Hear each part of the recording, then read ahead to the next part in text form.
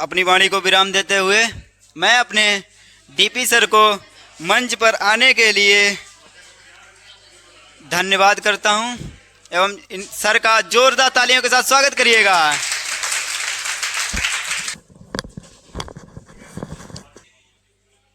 ये सही है। पहले माइक सेट कर ले भैया, देर तक बोलना है ना। और यहाँ पे उपस्थित सभी छात्र और छात्राएं, सबसे पहले बीएससी वाला परिवार की तरफ से आप सभी को नव वर्ष की ढेर सारी शुभकामनाएं।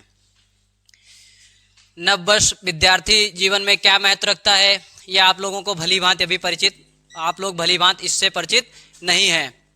विद्यार्थी जीवन में नव वर्ष का महत्व ये होता है कि एक साल जो हमने खो दिया है उसमें हमसे क्या रह गया जो हम अपने लक्ष्य को प्राप्त नहीं कर सके। हम लोगों की लाइफ का एक ही मोटिवेशन क्या है कि अपना लक्ष्य प्राप्त करना। जो हम लोगों ने लक्ष्य निर्धारित किया है उसको कैसे प्राप्त किया जाए ये निरंतर हम प्रयास करते रहते हैं।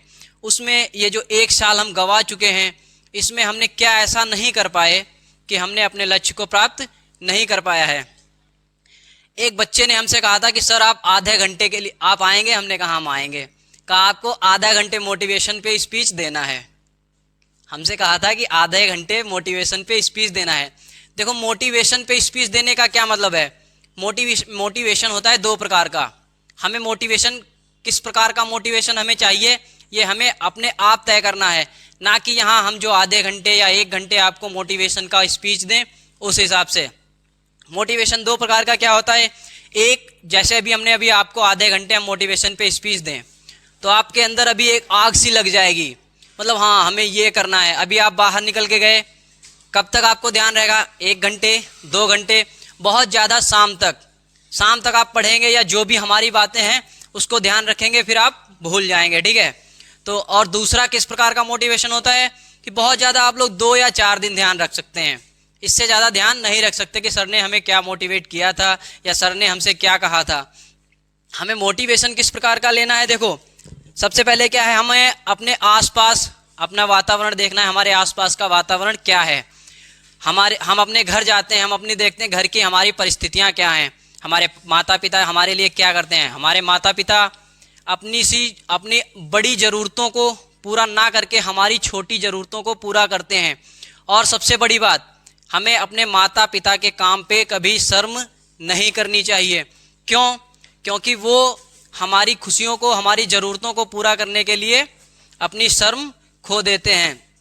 जब हम घर जाते हैं और देखते हैं कि कड़ी धूप हो, ठीक है, कड़ी धूप हो या कड़कती ठंड हो, कोई चीज़ भी हो, और हमारे जो पिता हैं या माता हैं जो काम के लिए काम करती हैं और जो पिता हैं जो काम पे गए हैं, हमें उनको देखना है कि वो इतनी ठंड में रजाई घर पे ना पकड़ के हमारे लिए ही तो जाते हैं काम करने। उनकी स्थिति में कैसे सुधार किया जाए, उनको देख के हमें मोटिवेट होना है। उनके हाथ में पड़े हुए छालों को देख के हमें मोटिवेट होना है। हमने अपने आसपास की परिस्थितियां क्या हैं, सभी जगह सभी अमीर लोग नहीं हैं। हमारे आसपास जो लोग रहते हैं उनकी स्थिति क्या, कितनी दयनीय स्थिति है। किसी के यहाँ खाने को भी नहीं है। उनकी स्थिति को देख के हमें वहाँ से मोटिवेशन लेना है। वो मोटिवेशन हमें प्रतिदिन, हमें निरंतर अपने लक्ष्य को प्राप्त करने के लिए, मतलब निरंतर अपने लक्ष्य को प्राप्त करने के लिए मोटिवेट करता रहेगा। यहाँ आधे घंटे की स्पीच से आप मोटिवेट नहीं हो सकते हैं। मोटिवेशन इस प्रकार का हो जो हमें प्रतिदिन, हम सुबह हमारी आँख खुले हमें तुरंत ध्यान आ जाए कि हाँ हमारे आसपास क्या परिस्थितियां हैं, हमारे घर की क्या परिस्थितियां हैं। उन परिस्थितियों को देखते हुए हमें मोटिवेट होना है और अपने लक्ष्य की प्राप्ति के लिए निरंतर आगे बढ़ना है। इन्हीं परिस्थितियों को देखकर हम अपने लक्ष्य को प्राप्त करने के लिए मोटिवेट होंगे, जब तभी हम अपने लक्ष्य को आसानी से प्राप्त कर सकते हैं। और एक चीज, सिर्फ पिता ही एक ऐसा शख्स है जो अपने बच्चों को अपने से ज़्यादा सफल देखना चाहता है, और दूसरा कोई नहीं। भाई भी भाई को सफल नहीं देखना चाहता है। क्यों? सफल तो देखना चाहता है लेकिन अपने से ज़्यादा सफल नहीं देखना चाहता है। क्यों? क्योंकि उसको फिर जलन होती है। लोग क्या कहेंगे। एक बात आप लोगों को पता है कि सबसे बड़ा रोग क्या है। सबसे बड़ा रोग क्या कहेंगे लोग, ठीक है। और हमें इस रोग से बचना है। देखो स्टार्टिंग में क्या होता है, जैसे अभी लोग 12th के हैं, 9th के हैं, ठीक है। 9th वाले तो टेंशन फ्री हैं। 12th वालों का अभी क्या है, मान लिया इस साल ये बच रहे हैं अभी, जब आप लोग कंपटीशन की तैयारी करेंगे तो 1 साल तो बहुत मतलब सीना तान के जाएंगे घर वालों के सामने, कहाँ से आ रहे हैं, हाँ कंपटीशन की तैयारी कर रहे हैं, और रिलेटिव्स रिश्तेदारों के सामने जाएंगे, कोई दिक्कत नहीं होगी। 1 साल 2 साल 3 साल जब तक आप तैयारी करेंगे तब आप जाएंगे सीना चौड़ा करके, हाँ क्या, हाँ जो भी इंस्टीट्यूट है आप बताएंगे हाँ हम इस इंस्टीट्यूट से अपनी तैयारी कर रहे हैं। लेकिन जब 2 साल होंगे 3 साल होंगे, किसी तरीके से पेपर नहीं निकल रहा है, फिर आप क्या करेंगे, लोगों से बचेंगे। क्यों? क्योंकि सबसे बड़ा रोग क्या है कि क्या कहेंगे लोग, क्योंकि हमें तो हो गए हैं 3 साल, अब हमसे पेपर नहीं निकल रहा है, अब हम अपने रिश्तेदारों से भी बच रहे हैं। क्यों बच रहे हैं? कि पूछ ना दें भैया 3 साल से तुम तैयारी कर रहे हो, अभी तुमसे कुछ हुआ नहीं है। तो इस सब से हमें बचना है।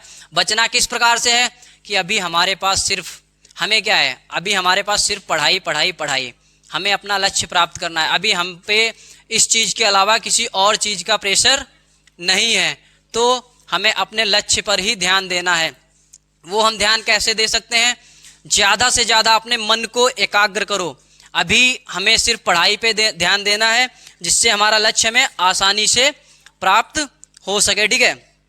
भगवत गीता में श्री कृष्ण ने अर्जुन से एक बात कही है कि क्या, कि कर्म करें और फल की इच्छा ना करें। अर्थात कर्म हमारा क्या है, स्टूडेंट लाइफ का कर्म क्या है, पढ़ाई, और फल क्या है, रिजल्ट। हम कर्म करें अर्थात हम पढ़ाई करें और रिजल्ट की हम चिंता ना करें। अब आप बोलेंगे कि पढ़ाई करें और रिजल्ट की चिंता ना करें। भाई जब हम पढ़ाई अपने मेहनत से करेंगे, हमारा कर्म क्या है, पढ़ाई करना, जब हम पढ़ाई मेहनत से करेंगे, पूरा ध्यान हमारा पढ़ाई पे रहेगा ही, तो फल तो यानी कि रिजल्ट तो अच्छा आएगा ही।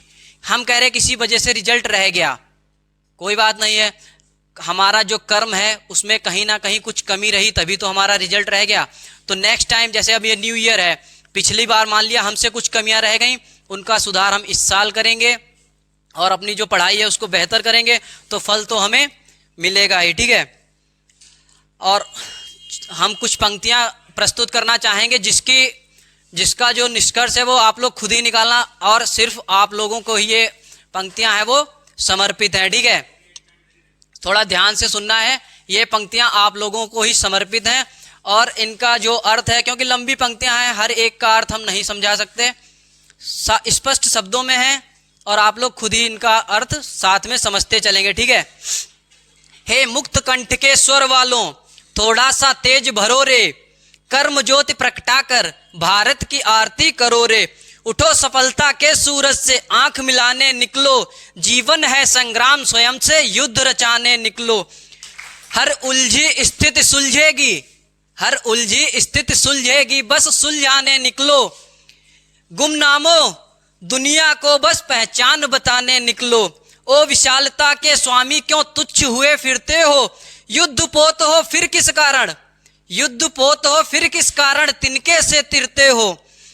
कौन सा सूर्य जो तेरे आगे तेज नहीं खो सकता, कौन सा सूर्य जो तेरे आगे तेज नहीं खो सकता, वह कौन सा सिंधु है जो तुझसे पार नहीं हो सकता, वह कौन सा सिंधु है जो तुझसे पार नहीं हो सकता। कौन सा युद्ध जिसे जीतने का सामर्थ्य नहीं है, कौन सा युद्ध जिसे जीतने का सामर्थ्य नहीं है, किसने तुमसे कह दिया तुम्हारा कोई अर्थ नहीं है। इन्हीं पंक्तियों के साथ मैं अपनी वाणी को विराम देना चाहूंगा। जय हिंद, जय भारत।